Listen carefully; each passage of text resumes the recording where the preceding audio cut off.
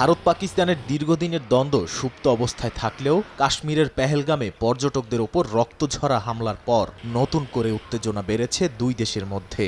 টানা ৬ দিন ধরে কাশ্মীরের নিয়ন্ত্রণ রেখায় উভয় পক্ষ পাল্টাপাল্টি হামলা চালিয়ে যাচ্ছে। এর মধ্যেই এবার পাকিস্তান বিমান বাহিনীর তাড়া খেয়ে পালালো ৪ ভারতীয় রাফায়েল যুদ্ধ বিমান। পাকিস্তানের দাবি নিয়ন্ত্রণ রেখা না পেরোলেও কাশ্মীর সীমান্তে নজরদারি চালাচ্ছিল ভারতীয়রা। এরপর পরিস্থিতি আঁচ করেই তাৎক্ষণিক জবাব দেয় পাকিস্তান এয়ারফোর্স। রেডিও পাকিস্তান জানায়, পাকিস্তানি জেটের উপস্থিতি টের পেয়েই পিছু হটতে বাধ্য হয় ভারতীয় রাফায়েলগুলো। এর আগে এক টেলিভিশন বিবৃতিতে পাকিস্তানের তথ্যমন্ত্রী আতাউল্লাহ তারার বিশ্বস্ত গোয়েন্দা তথ্যের বরাতে জানান, আগামী ২৪ থেকে ৩৬ ঘন্টার মধ্যে পাকিস্তানে আক্রমণ চালাতে পারে ভারত।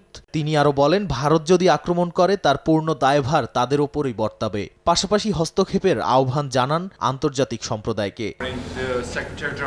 যদিও দুই প্রতিবেশী দেশের মধ্যে উত্তেজনা বাড়তে থাকায় উদ্বেগ জানিয়েছে জাতিসংঘ।